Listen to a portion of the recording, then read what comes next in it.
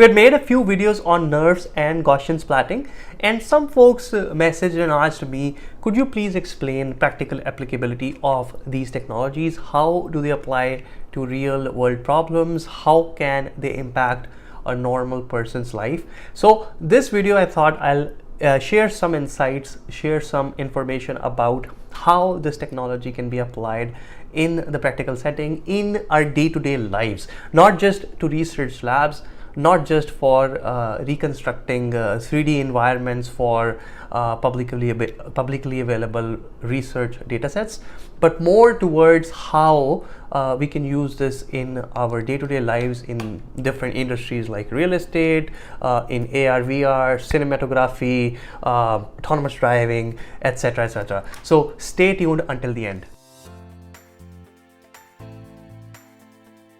Welcome back to the channel, guys. My name is Dhruv, and at Convolve we assist small, medium, large enterprises with regards to their AI related solutions. We help companies realize their potential through the use of AI in the field of computer vision and other areas.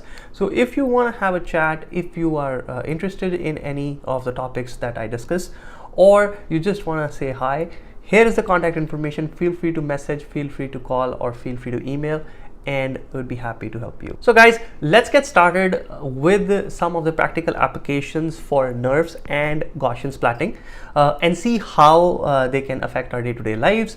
I'm gonna use some of the examples from my personal experience in the fields that I've worked in, and I will use some of the research work that others have done to showcase you different applications for this technology. All right, on the screen, guys, you can see some of the potential applications of these technologies. You can use them for simulation environments, for real estate, virtual tours, urban planning, virtual reality, e-commerce and graphic design, and finally cinematography.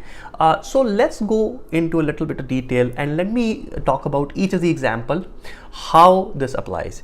So first comes simulation environment. So the whole premise behind the technology of NeRF or Gaussian splatting is that you learn the environment and then you can render the environment from different novel views. Now imagine that in this room, I capture this room from different camera viewpoints, and now I have learned a 3D model. I have learned what this room looks like, and I'm able to infer this room from different camera positions with a relatively good quality. Now, if I'm able to do that, that means I have essentially created a clone of this room, and now I can use it for simulation purposes, right? Maybe I just want to see what this room looks like from that location over there, right? What this room looks like if I'm sitting over there or if I'm sitting over here, right? Accordingly, I have a simulated environment where I can move my camera anywhere. I can see what this room looks like. Another example I'll give you, and this would make much more sense, is from autonomous driving. Now, in autonomous driving, it is very important to have realistic looking simulation environments.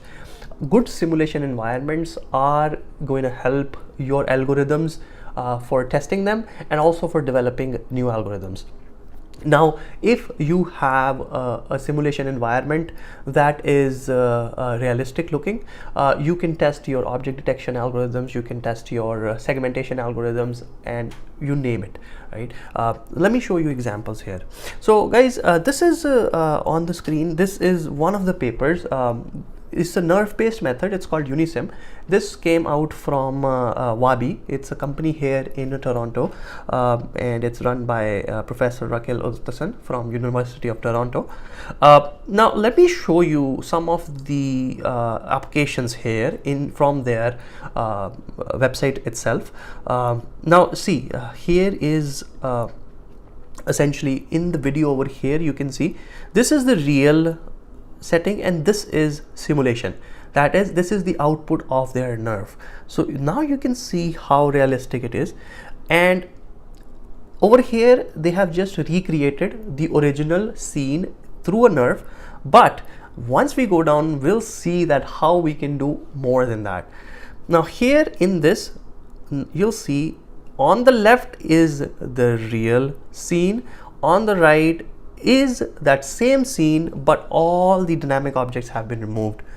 That's because they have used a NeRF that has learned the environment and then that has inbuilt functionality to segregate the dynamic objects and static objects in the scene, and hence you're able to remove dynamic objects and you are able to create this whole new simulation where it's very realistic. It is exactly like what you would record from a camera. However, you have the privilege of removing dynamic objects, and not only that, you can also put in some objects here. For example, if you only wanted this silver card to be removed, you could do that.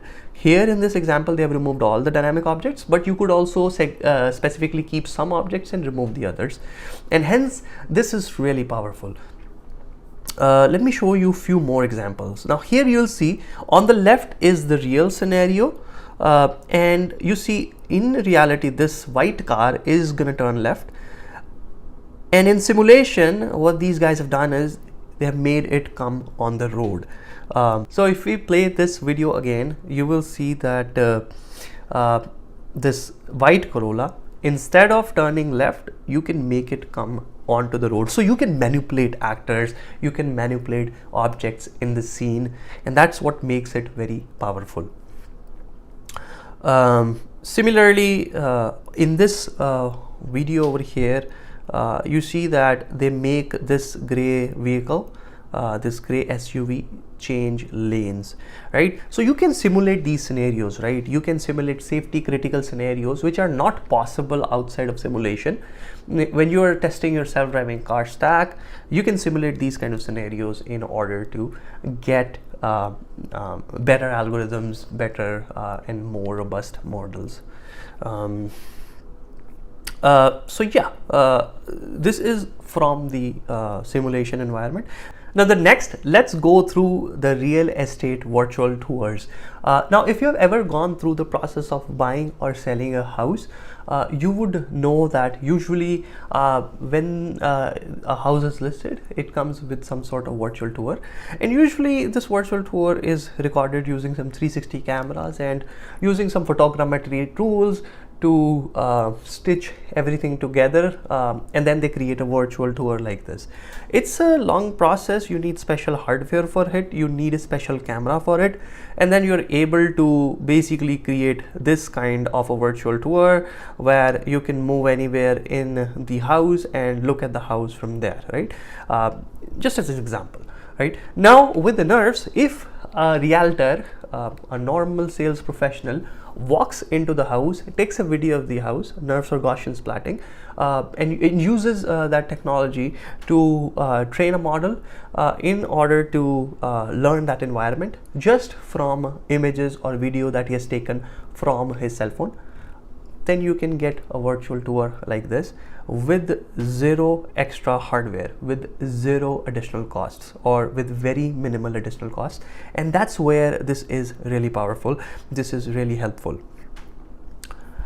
Then urban planning, similarly, with an easy way to do 3D reconstruction. You can reconstruct digital twins of cities for better urban planning. You have 3D models, and using that 3D information, you can plan better. You have a better understanding of where things are, and accordingly, with those 3D models, you can make better decisions. Virtual reality, of course, and augmented reality, right? So the entire premise of virtual reality is that you kind of are able to visualize space around you with minimal artifacts, right? Right now, virtual reality mostly uses some sort of photogrammetry and stitches images together to create like a panorama for you.